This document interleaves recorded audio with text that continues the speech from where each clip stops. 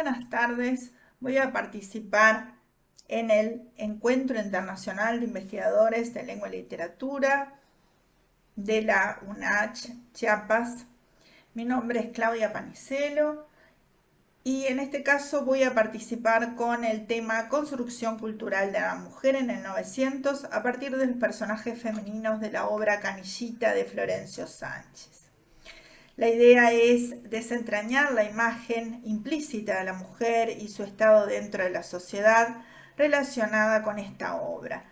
Las diversas circunstancias en las que se desarrolla esta pieza teatral reproduce la concepción epocal de una determinada visión que Sánchez pone de manifiesto dentro de la misma. El proceso de renovación literaria que se cumple en la obra de Sánchez trae aparejada una cierta visión de la mujer que queda por mímesis, representación de la acción, representada por distintos personajes femeninos. El objetivo es analizar la relación de los mismos con la sociedad del Uruguay del 900. La elección de esta obra está vinculada a las características de los personajes femeninos que la integran. Se encuentran numerosos estudios de las obras dramáticas de Sánchez, pero no en relación con la figura de la mujer y su papel dentro de la sociedad de la época. Las obras de Sánchez remiten al presente del escritor y su entorno rioplatense. Se procurará a partir de esta obra Canillita deducir ciertas particularidades que figuran en la participación de determinado rol dentro del juego social de Uruguay del comienzo del siglo XX. Florencio Sánchez nació en Montevideo el 17 de enero del año 1875. Fue el hermano mayor de una extensa familia de 12 hijos que engendraron los uruguayos Olegario Sánchez y Josefa Musante. En el año 1904 fueron estrenadas varias de las obras de Sánchez en Buenos Aires. El 4 de enero fue estrenada esta obra, Canillita, en el Teatro de la Comedia por la compañía de Jerónimo Podestá. El 1 de agosto, Cédulas de San Juan. El 1 de octubre, La pobre gente. Y el 1 de noviembre, La gringa. Canillita. Canillita es un sainete. Este sainete fue originariamente llamado Ladrones del año 1902 y luego le cambió posteriormente el nombre. Con algunos cambios, el nombre Canillita se estrenó en Buenos Aires el 4 de enero de 1904 en el Teatro de la Comedia. El sainete proviene de España, siendo una pieza breve que se realizaba entre dos obras dramáticas más extensas. Cuando llega al Río de la Plata, el sainete orillero criollista presentaba una estructura fija donde varios de sus personajes eran tipos: el gallego, el gringo, el taita y la percanta china del arrabal. Tenía como finalidad la diversión y empleaba tanto el lunfardo como los giros propios del habla popular de sus personajes arquetípicos. Sánchez sustituye la pura diversión por la profundización de los caracteres de los personajes en sus sainetes, conservando el lenguaje típico y los elementos característicos del ambiente de las clases bajas que singularizaba este tipo de pieza dramática. Canillita es un sainete de un acto desarrollado en 3 cuadros. Su acción ocurre dentro del contexto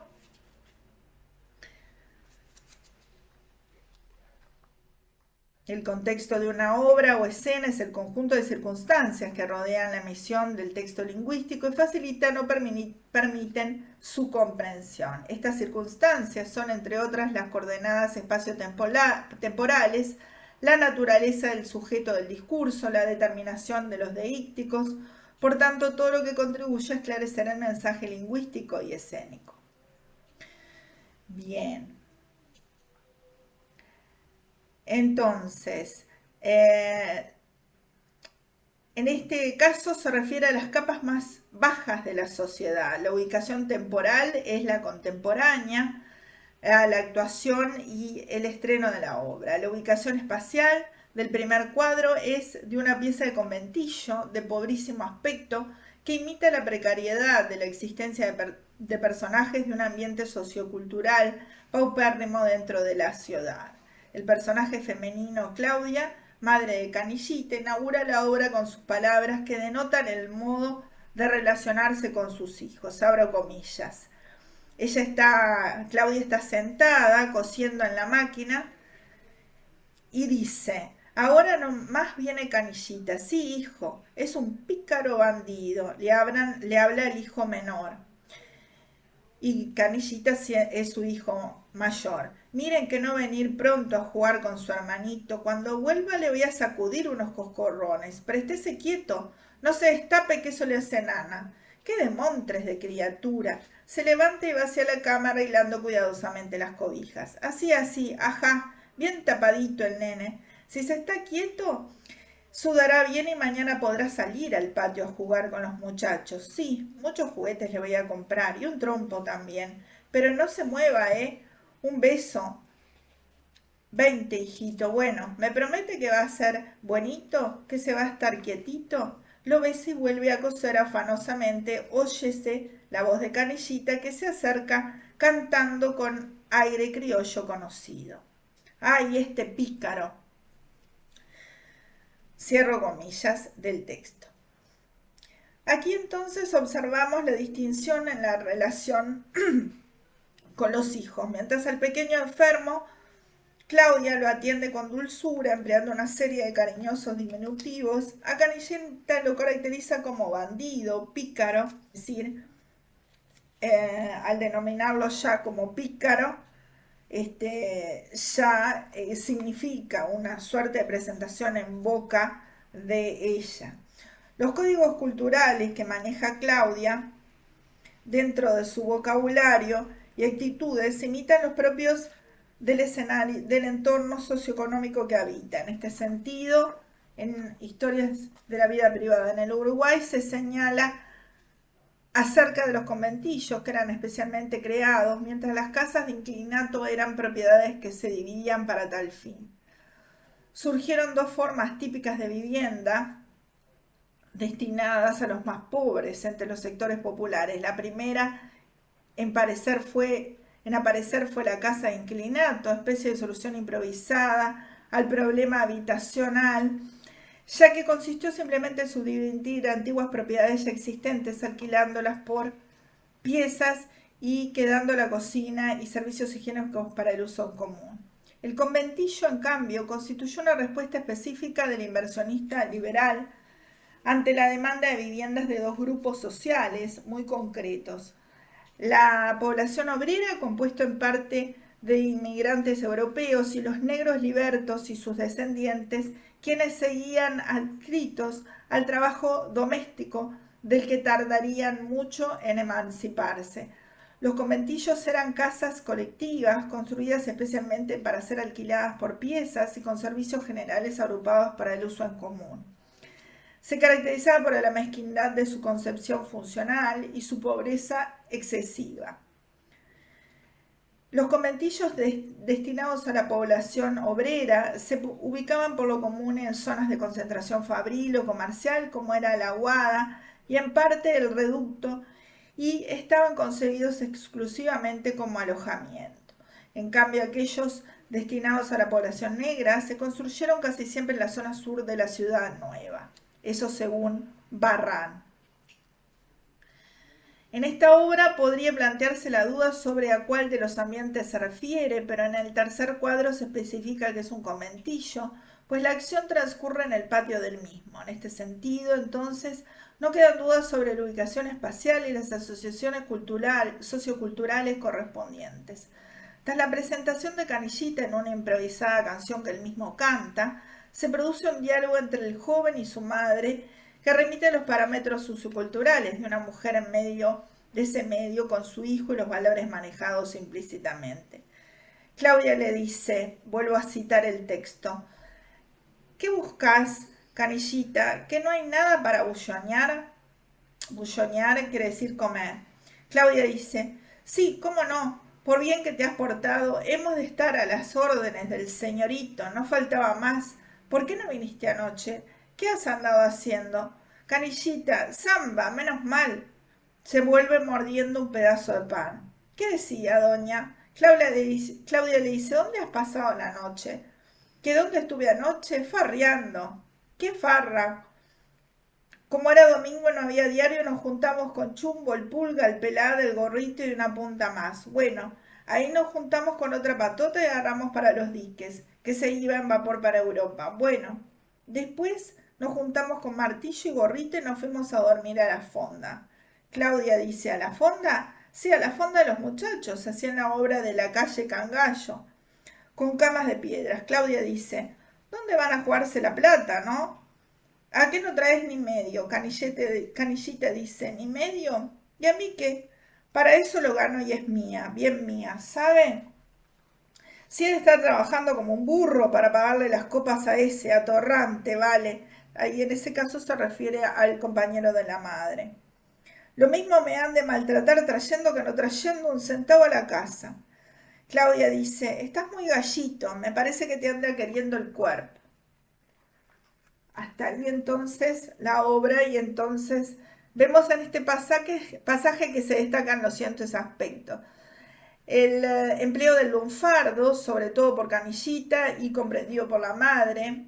El lunfardo entonces justamente como código lingüístico propio del sector social, es elegido para evadirse de la autoridad y y tener experiencias comunes, palabras como bullonear, que es comer, ¿cierto? Eh, la violencia física, naturalmente asumida como forma legítima de controlar al hijo, ¿no? Porque esta escena termina con un golpe que le propina, ¿no es cierto? Le dice, Tomás, sinvergüenza, perdido, ¿no es cierto? Es decir, que termina con un golpe esa escena. Este hecho es trascendente importancia, pues dentro del diario vivir permite colocar a Claudia como perteneciente a lo que José Pedro Barrán denomina bárbara, entre comillas. En síntesis simplificadora, la persona bárbara es el que admite el castigo del pueblo, del niño, del delincuente, del marginado, los animales, mientras el civilizado sería el que condena y se eriza ante esas penas físicas y utiliza en su lugar la represión del alma. El cambio de los controles sociales fue postulado como uno de los objetivos de la escuela bareliana. El texto de Lecciones de Economía Doméstica del año 1906, según Barrán, dice que vayamos disminuyendo insensiblemente la presión de nuestra autoridad material y aumentando sobre ellos, los niños, nuestra influencia moral. Es decir, que el hecho de que Claudia emplee la fuerza física marca la pertenencia a una clase social baja. La libertad de Canillita y su deseo de evadirse a los maltratos continuos. Se debe aclarar aquí que la violencia doméstica era una constante en esa época. El tono de discusión y pelea permanente que generan un clima desagradable, presente aún antes de los golpes. No hay en este hogar un control social al respecto, sino que Claudia parece como superada por los problemas de origen económico que enfrenta cotidianamente. El momento de reunión agradable de la familia burguesa en torno a la comida no es acá visto en ningún momento. Se sustituye aquí por una escena de gritos donde el hijo solo come un pedazo de pan, en lo que vendría a ser un desayuno después de una noche ausente de la casa. Por cada uno de los aspectos mencionados, y no solo por el lugar donde viven, están dadas las coordenadas socioculturales de los personajes. Otro aspecto es que Canillita, si bien es un personaje con varios defectos, manifiesta los valores del trabajo asociados a su personaje, pero el entorno confabula en su contra. La importancia que le asigna Claudia al dinero parece ser mayor de la que le concede a la vigilancia de la sexualidad del joven, que ha pasado la noche fuera. Este aspecto es omitido, solo parece importarle el hecho de la pérdida del dinero en el juego, donde van a jugarse la plata. En el siguiente pasaje se pone en evidencia la concepción respecto al trabajo cuando le contesta a don Braulio. Canillita le dice, casi llorando, sí, sinvergüenza, de vicio nomás le pega. Yo no le he hecho nada, don Braulio, es que me tiene estrilo por culpa de el compadrón que vive con ella. Vieron las palabras todas provenientes del lunfardo, Claudia dice, tu padre, Canillita dice, mi padre un atorrante que vive de la ufa es, se refiere a la gorra, ¿no es cierto? Mi padre un sinvergüenza que se hace mantener por mí, por ella y hasta por esa criatura que apenas camina. Ve a Arturito, ¿no? Que es el niño menor, el hermano enfermo. Entonces, el trabajo es en esta parte evaluada de forma positiva por parte de Canellita, así como critica a su padrastro que vive de la gorra, es decir, de la limosna. Critica el ocio y se revela contra esa forma de vida. Barran considera a los nuevos dioses de la sociedad del 900 como el trabajo, el ahorro, la disciplina, la puntualidad, el orden y la higiene del cuerpo.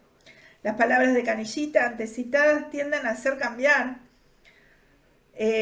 referido a la pareja de la madre. Don Braulio insiste sobre la inconveniencia de permanecer con su compañero, alegando el valor moral de la honradez.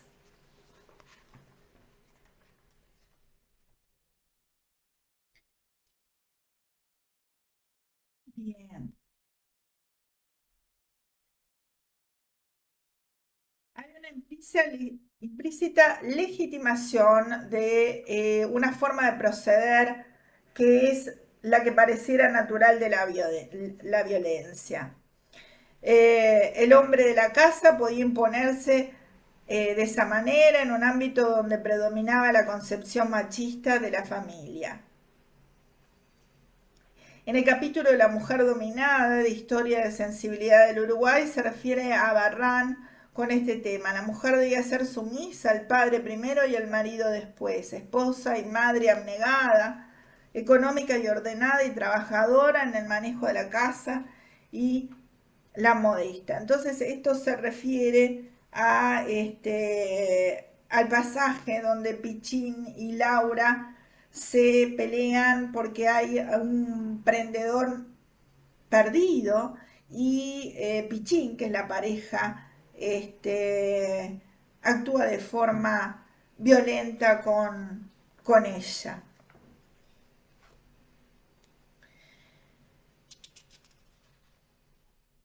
En el año 1912 se comienza la protección a la mujer dentro del ámbito doméstico, pues se produce la secularización de la vida matrimonial y pública mediante la primera ley de divorcio en Uruguay.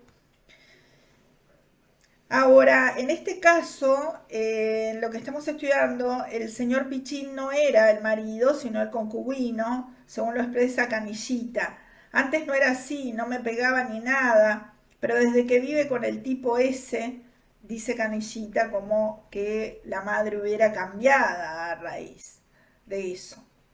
El tema es por qué Claudia soporta esa violencia, por factores emocionales, sin duda, puesto que no era por el aporte económico, puesto que Pichín no trabaja. Evidentemente, el personaje como mujer de clase económica baja y perfil sociocultural también bajo, sigue las pautas generales de la convivencia como si fuera su marido. Se observa que en este estado de violencia doméstica, dentro del fragmento seleccionado, se manifiesta en un paulatino aumento, pero cuando parece que va a llegar al clímax de los golpes, se produce un anticlímax con la salida de Pichín. Claudia es una mujer víctima de esa situación familiar y a la vez es victimaria, pues reproduce esa violencia física golpeando a su hijo, como ya se ha visto. Voy a realizar las conclusiones. Se encuentran diferencias en la caracterización de los personajes femeninos respecto a los masculinos. La marcada sumisión de Claudia hacia su concubino implica inclusive la aceptación de la violencia. Esto demuestra el grado de desamparo en que se encontraba la mujer hacia comienzos del siglo XX, sobre todo lo referido a la legislación al respecto de la vida y la organización familiar. En segundo lugar, la opinión del hombre siempre cuenta, como lo vemos en Canillita, donde Braulio aconseja a Claudia sobre la inconveniencia de permanecer con Pichín, ofreciéndose como mejor candidato, alegando el valor moral de la honradez. Como otro punto es que el hombre debe proteger a la mujer, como lo hace Braulio con Claudia, por amor, eliminando al agente perturbador no deseado que era Pichín. Por otro lado, las obras pueden vincularse a las diferentes posiciones de la mujer dentro de la sociedad de 900, según el ámbito social donde se mueva, en este caso la imagen social y la construcción de la mujer de clase baja, se caracteriza en primer lugar porque Claudia soporta esa violencia psicológica, verbal y física, reflejando la situación de la mujer del 900 dentro de las capas más bajas de la sociedad. Claudia es violenta con su hijo mayor como forma de control, pero es a la vez la protectora del núcleo familiar, es ahorrativa y cuida de la economía doméstica del hogar. Ella está integrada de cierta manera al mercado laboral, pues realiza tareas de costura. Por factores emocionales, Claudia soporta la violencia doméstica, pero también hay sumisión y obediencia hacia la figura masculina que cohabita con ella. La valentía de la transgresión no se encuentra en este caso, ¿no? Se siguen los parámetros que están estipulados. En general, la imagen de la mujer a través de esta obra investigada se manifiesta como una construcción cultural. Las apariencias y el control social invadían la intimidad de las mujeres hacia principios del siglo XX. Y la construcción cultural de la mujer cambia posteriormente según varias leyes que ya he mencionado uno, y Sánchez en sus obras reproduce un momento de la historia rioplatense donde la mujer comienza a ocupar un papel distinto dentro de la dinámica sociocultural. El proceso de consolidación de los derechos de la mujer fue muy lento y generado a partir de rupturas sucesivas de la antigua mentalidad. Se capta en las obras de Sánchez la percepción de la necesidad de estos cambios. La educación va a ser lo que permita a la mujer acceder a posiciones sociales de trascendencia y todavía en el 900 faltaba mucho para eso. Bueno, hasta aquí entonces este estudio. Muchas gracias.